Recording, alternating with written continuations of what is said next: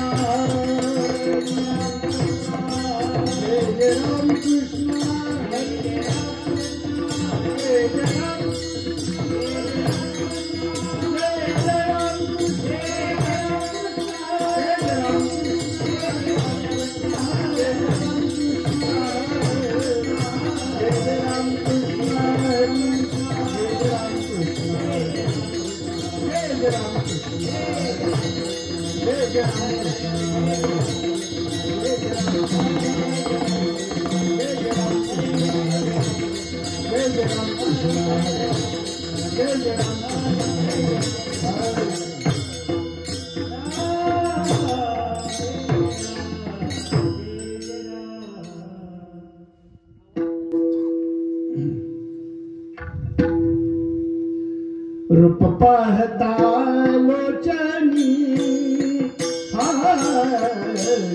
रूप पहता लोचनी रूप पहता लोचनी वाह वाह रूप पहता लोचनी रूप पहता लोचनी रूप पहता लोचनी रूप पहता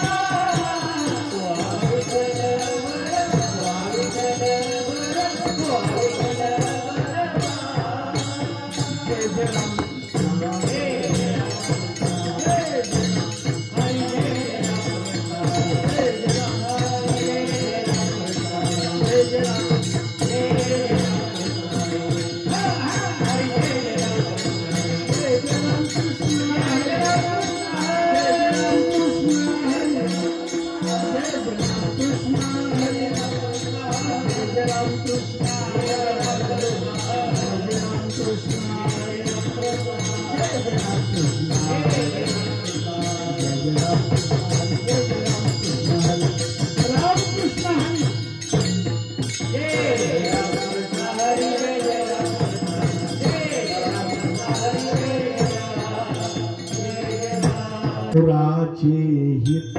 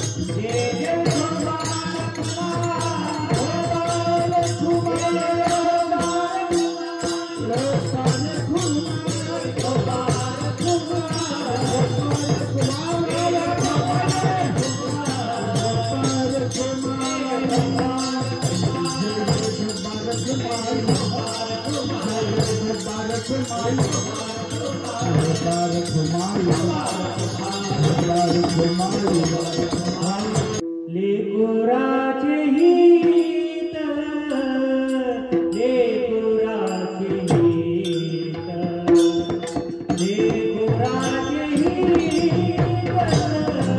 लेकुराचे हित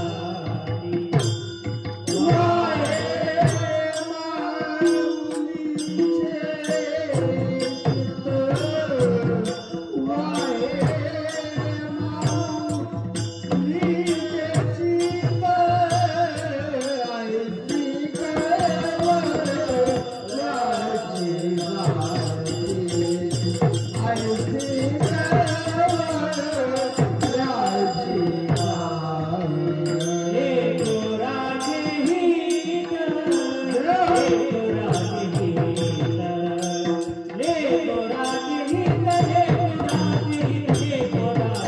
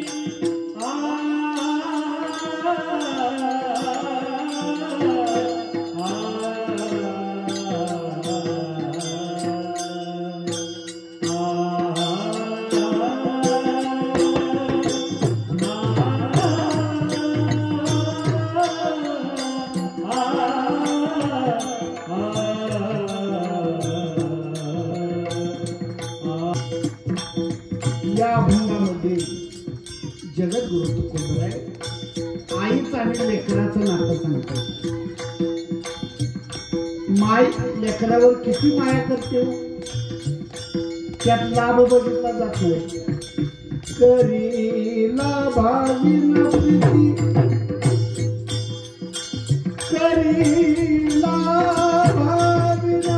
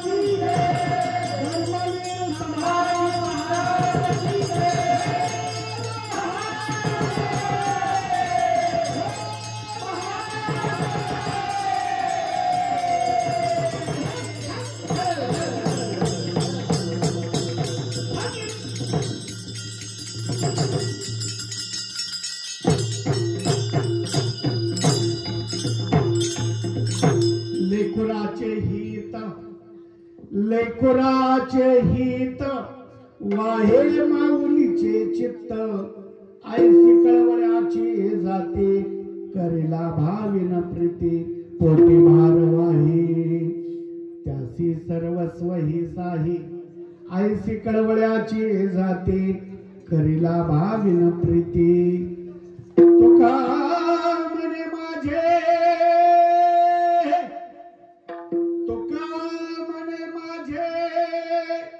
तुम्हा संतावरी ओझे ऐसी कळवळ्याची जाती करिला भाविन प्रीती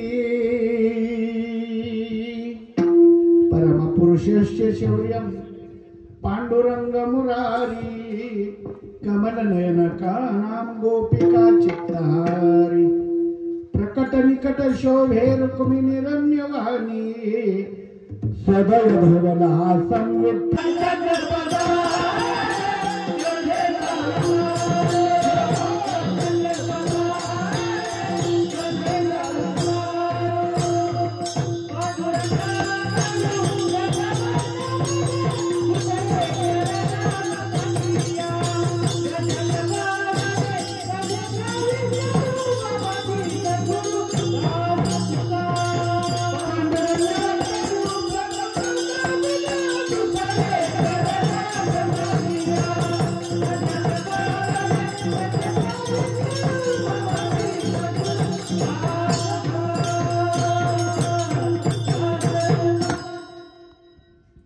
जयांचे केल्या स्मरण नाही तरी मरण होय सकळ विद्यांचे अधिकरण ते चिवंदो श्री चरण श्री गुरुचे ती नमस्कारोनी आता नागेंद्र हराय त्रिलोचनाय भस्मांग रागाय महेश्वराय नित्याय शुद्धाय दिगंबराय तस्मै नकाराय नमः शिवाय नमः शिवाय नमः शिवाय।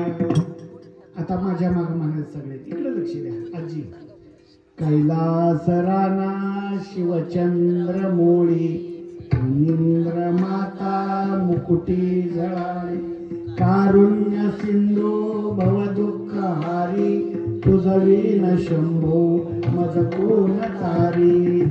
आपण शिवालयाच्या जवळ आहे ना गिरजा शंकरवाडी असं आहे आपलं भाग्य आहे बोलणार आहे मी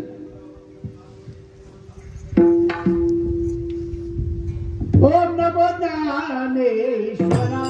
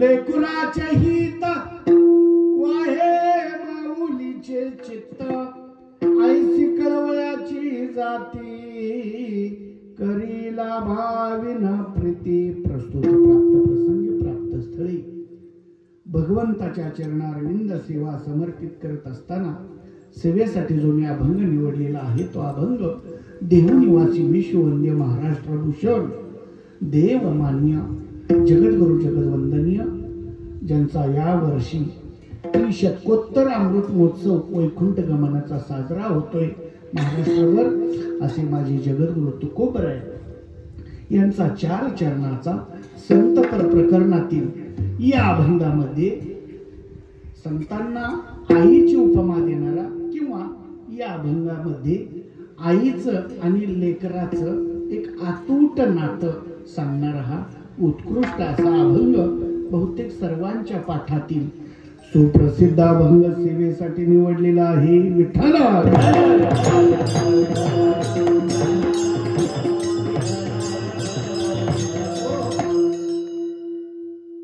सेवेला प्रारंभ करत असताना अल्पसा हा प्रयोग तो असा अतिशय पुण्य पावन नगरे सुशिक्षितांची परमार्थिकांची गुणीजनांची विद्वज्जनांची सज्जनांची परमार्थिक वारसा जतन करणाऱ्यांची ही नगरी श्री क्षेत्र गिरिजा शंकरवाडी आणि या गिरिजा शंकरवाडीमध्ये 1 दिवसीय कीर्तन महोत्सव किम निमित्तानं माझ्या सर्व श्रोते मंडळींना विदित आहेच परंतु एक वक्त्याचं कर्तव्य आहे कीर्तनकाराचं कर्तव्य आहे की ज्या निमित्ताने कीर्तन आहे किम निमित्त ते निमित्त सांगावं आज ज्यांचं प्रथम पुण्यस्मरण आहे त्या माझ्या आईसाहेब संसार दक्ष व्यवहार श्रम स्त्री म्हणून ज्यांच्याकडे पाहिलं जायचं त्या माझ्या सौभाग्यवती आईसाहेब कैलासवासी सौ यशोदा बाळकृष्ण थोरवे नाव सुद्धा यशोदा आहे हो यशोदा मातेचा आज प्रथम पुण्यस्मरण आहे आणि आईसाहेबांच्या प्रथम पुण्यस्मरणार्थ हा 1 दिवसीय कीर्तन महोत्सव गेल्या 3-4 महिन्यापूर्वी मला ही तारीख मिळालेली आहे आमचे वडूचे माझे मित्र मोहन मिस्त्री यांच्या माध्यमातून ही मला तारीख मिळाली इथं माझ्या सगळी परिचित आहेत आमचे गिरिजा शंकरवाडीचे आमचे आदरणीय भाऊ आहेत जुना परिचय आमचा भाऊ आहेत या कीर्तनासाठी उपस्थित असणाऱ्या सर्व माझ्या माता भगिनी त्या माझे वैकुंठवासी सूर्यकांतजी महाराज आणि त्यांना कांता नाना म्हणायचो असे वरूडचे सुपुत्र कमी वयात गेले परंतु तुका म्हणी एका मरणीची सरी उत्तमची उरी कीर्ती माही भजन करत म्हणून मी त्यांचं नाव घेणार नव्हतो कारण या बहिणी आहेत दोघी बहिणींच्या डोळ्यात अश्रू येणार पण असो मी कीर्तनाच्या उत्तरार्धात बोलणार आहे मी आल्या म्हणलं खरं तर असो इकडे लक्ष द्या त्यांच्या माध्यमातून तुम्ही भजनं ऐकलेली आहेत अशा त्यांच्या बहिणी असतील आमच्या उंबारडेचे एक सुयश कॉन्ट्रॅक्टदार आमचे पवारसाहेब आहेत तिथं परवाच आमची बँकेत भेट झाली असे पवारसाहेब आहेत या नात्यातले ज्यांनी विना घेतलेला आहे ते माने अण्णा असतील वरूडचे आमचे त्याचबरोबर आमच्या आईसाहेब आहेत म्हटलं खांबाला टिकून उभा राहते आमच्या मातोश्री आईसाहेब आहेत युवा कीर्तनकार वैभव महाराज आहेत आमचे महाराष्ट्रभर ज्यांचं नाव होते असे प्रेम महाराज भोसले युवा कीर्तनकार आणि मृदंगामध्ये आता नवीन नाव होतं ते आमचे सिद्धेश महाराज काळे वा तुमचं नाव थोरवेच वा या गावचे कोणतरी गावचं पाहिजे ना आमच्यावर गेली जुनी माणसं आता अवघड आहे भजन हरिपाठ भावना विचारलं मी आता हरिपाठ आहे का चालू अजून नाही का आणि हाय ते त्यांचं पाय काय करायचं इच्छा असताना असं ठीक आहे असो जे मृदंगाला साथ करतायत आमचे चिरंजीव ज्यांचं सातारा जिल्ह्यात नाव आहे असे आमचे रामकृष्ण महाराज शिंदे यांना उत्कृष्ट आज तुम्हाला लय पकवाज ऐकवणार असे आमचे रामकृष्ण महाराज आहेत आणि ज्यांनी सुंदर सिस्टीम दिली याच गावची का खालचे कोरल्यातले वा राजाचे कोरल्यातले वा छोटा कार्यक्रम आहे पण मॉनिटर दिला तुम्ही वा अशी सिस्टीमवाले असावेत सुंदर अशी सिस्टीम आहे आणि सर्व माझ्या माता भगिनी पुरुष पितृवर्ग सर्वांच्या चरणारविंद मी नतमस्तक होतो आणि माझ्या सेवेला आरंभ विठ्ठला.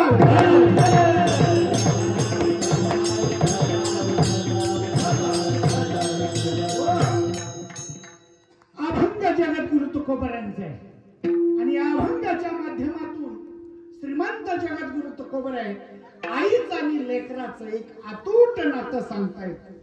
महाराज सांगतायत आईचं हृदय अंतःकरण अतिशय मुलायम असतं, मऊ असतं.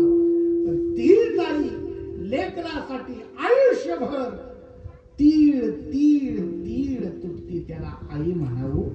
आता ऐका ना, तसा पाहिला ना हा अभंग जगद्गुरु तुकोबरायांनी संतांच्यावर वर्णन केलेला आहे. हा अभंग संतपर आहे. भाऊ कशावरून ओळखायचा तर सगळ्यात सोपं.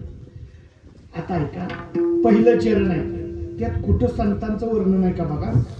लेकुराचे हित वाहे माऊलीचे चित्त. संतांचं नाव कुठं नाही, संतांचं नावच आलं नाही. आता दुसरं चरण घ्या, कुठं तरी संतांचं नाव आलं पाहिजे ना, तर संतपर म्हणायचं. आता दुसरं चरण, ऐसे कळवळ्याची जाती करेला भाविन प्रीती. हाय संतांचं नाही. चला तिसरं चरण, 2 चरण झाली. पोटी भार वाहे त्यासी सर्वस्व साहे. येतोय ना संतांचं नाव. आता ऐका, मग म्हणा शेवटचं चरण, तो का म्हणे माझे. झालं, पूर्वार्धही संपलं. आता म्हणजे 3.5 चरण संपली. आता अर्धच, त्याला उत्तरार्ध म्हणायचं. उत्तरार्धामध्ये तो का म्हणे माझे तुम्हा संतावरी ओझे. आला का नाही शब्द. म्हणजे 3.5 चरण आईचं लेकराचंच वर्णन आहे आणि अर्ध्या चरणात म्हणजे शेवटच्या चरणाच्या उत्तरार्धात आणा कुणाचं नाव आलं, मान्यानंच. कुणाचं आलं, संतांचं. तेवढ्यावर ओळखायचं हा पण कुणाचं आहे, संतपर आहे. विठ्ठला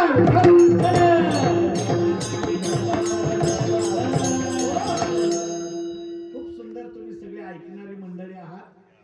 कीर्तनात सुंदर ऐकणारे म्हणून मी सुंदर सांगतो. फक्त इकडे लक्ष द्या, बोलू नका कोणी. फक्त कीर्तनामध्ये जगद्गुरु तुकोबराय या अभंगाच्या माध्यमातून आईचं लेकराचं एक अतूट नातं सांगतायत. आईचं लेकरावर किती प्रेम असतं. एक उदाहरण ऐका. एखादा मुलगा आईला एकुलता एक असावा आणि त्या आईनं मुलासाठी कष्ट करून त्याला शाळेत पाठवावं. ऐका बरं, शाळेत पाठवल्यानंतर वडील नाहीत, निराधार मुलगा, फक्त आई. पण ती आई लेकरासाठी रोजगार करते, दुसऱ्याच्या शेतात मी जाती आणि काबाड कष्ट करून आपल्या मुलाला शिकवती. नुसती शिकवत नाही, 10वी नंतर त्याला एका अकॅडमीत पाठवती. अकॅडमीत नंतर तो मुलगाही आपल्या गरिबीची जाण ठेवतो आणि तो मुलगा 1 नंबरने पास होत मिलिटरीत भरती होतो. आता ऐका बरं, तुकाराम महाराज किती सुंदर वर्णन करतायत. ऐका ना, तो मुलगा मिलिटरीत भरती झाल्यानंतर भाऊ त्या मुलाने पहिल्याच महिन्यात 10-5 अतिरेकी मारावी ती. 10-5 अतिरेकी मारल्यानंतर कानोकान खबर सगळ्या देशभर पसरती. वाह, काय शूरवीर आहे. आईनं रोजगार करून मुलाला शिकवलं, कष्ट केलं आणि सीमेवर देशाच्या रक्षणासाठी पाठवलं आणि त्याने जागतिक पराक्रम केला. पहिल्याच महिन्यात 10 अतिरेकी मारावी ती. वा, चला ऐका, त्या सैनिकाचा उद्या राष्ट्रपतींच्या हस्ते पुरस्कार आहे. केवढा आनंद. त्या गावाला सुद्धा जे जागोजाग बॅनर लावलेले आहेत, केवढा राष्ट्रपतींच्या हस्ते पुरस्कार, गावाचे छाते उंचवलेले, प्रत्येक जण चर्चा करतायत. पण या आईला काहीच माहित नाही हो. ऐका ना, गरीब आहे हो. आणि आई ती रानात गेलेली शेतात, दुसऱ्याच्या वावरात खुरपून आई येत असताना माझ्या लेकराचा अजून पगार व्हायचे आहे, पैसे कुठले येईल, पैसे येतील, पैसे असे करत विचार करत बरोबर शेतातून घरी येताना त्यानं आपल्या मुलाचा फोटो बघितला आईनं, तर आई घाबरली. बरं आईला काय माहिती का फोटो लागला असेल, का फोटो लागला. लोक चर्चा करतात, बघा बघा बघा, हीच आई जिनं मुलाला आपल्या घडवलं आणि देशाच्या रक्षणासाठी मिलिटरी भरती केली. त्याच मुलानं 10 तिरकी मारावी ती. वा, पण हिच्या कानावरच खबर ना. एकाला बोलवलं, का रे काय नक्की झालं, माझ्या मुलाचा फोटो काढला, मला सांगणार रे लवकर, माझ्या हृदयाचं तुकडे तुकडे व्हायला लागले, सांग रे बाळा, सांग लवकर. ते म्हणता, आई साहेब उद्या राष्ट्रपती येणार आहेत तुमच्या मुलाला घेऊन आणि आपल्या गावात सगळ्यांच्या समवेत त्याचा सन्मान होणार आहे आणि तुमचा सुद्धा सत्कार घेतलेला आहे गावाने. आता ऐका, केवढा अंतकरण झाला असेल हो तिचं. पुत्राची ये वार्ता, पुत्राची ये वार्ता, पुत्राची ये वार्ता, पुत्राची ये वार्ता, पुत्राची ये वार्ता, पुत्राची ये वार्ता, पुत्राची ये वार्ता, पुत्राची ये वार्ता, पुत्राची ये वार्ता, पुत्राची ये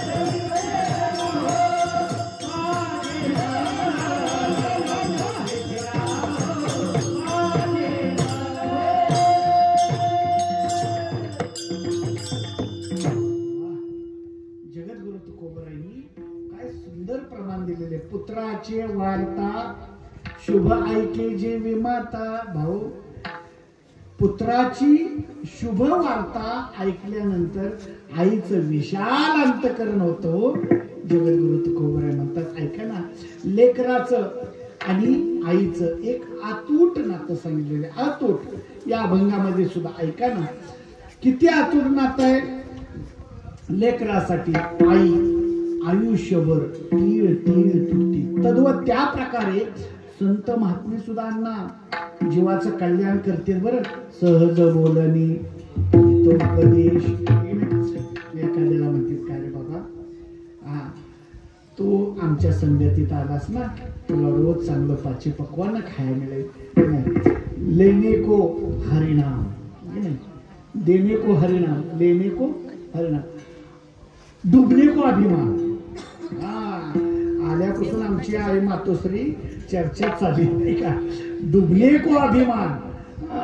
आई आल्या हुशार आहे विचार. खरंच चांगल्या चांगल्या कीर्तनकाराला बोलता येत नाही एवढी म्हातारी आमची बोलती. आणि ऐका, खरंच आहे, तिला घेण्यासारखं आहे. म्हातारी म्हणती, सगळं बरबाटल्या अहंकारानं गर्व झालाय. खरंच आहे. माफी मागून बोलतो, आबा तुमच्यासारखी मोठी माणसं सुज्ञ असतील, पण पवार साहेब ज्वलंत उदाहरण सांगतो तुमच्या सगळ्यांच्या दिकतलं, की हा अभिमान किती वाईट आहे, किती घातक आहे. आपल्या वडूजातलं उदाहरण सांगतो. तुम्ही सगळी नाव ऐकून आहे. स्टँडवर आपला ब्युटी आबा म्हणून प्रसिद्ध होता.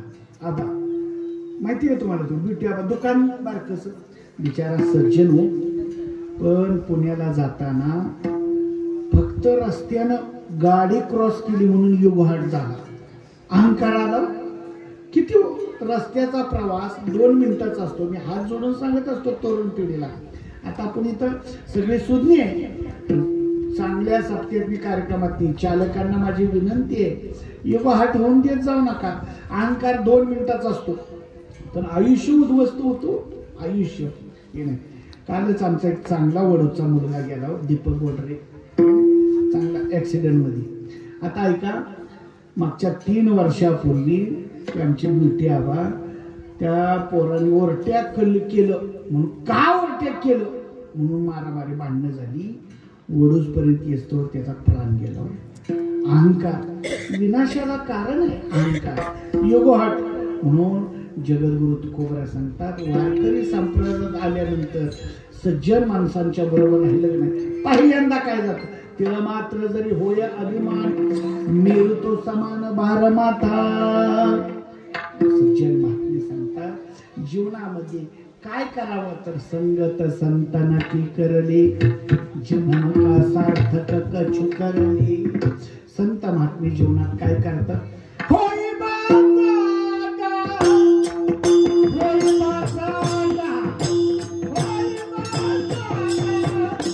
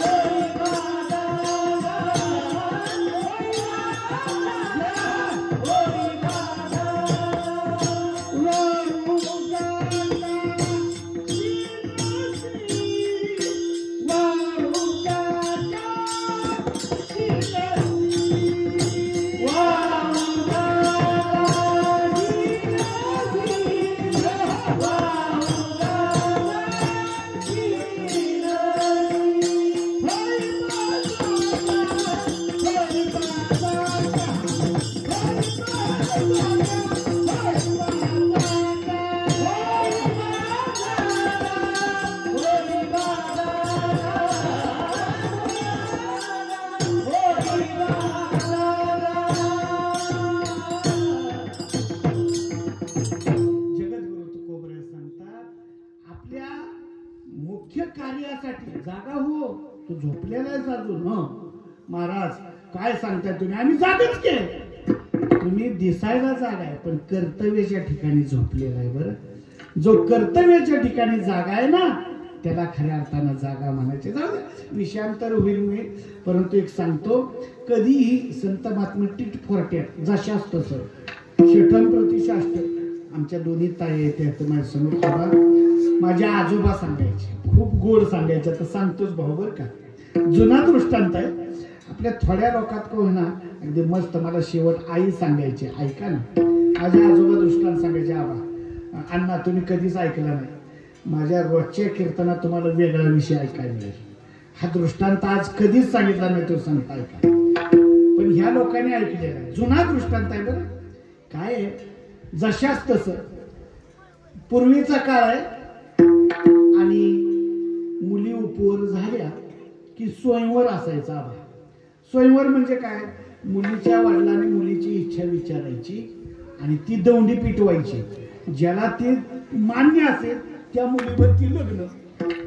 बापाने विचारलं, का ग तू उपवर झालीस, एवढी देखणी सुंदर आहेस, तुला चांगल्या चांगल्या जागा निवडून येत आहेत, राजराजे लोक तुला पसंत करतात, बोल तुझी काय इच्छा आहे. ते म्हणते, बाबा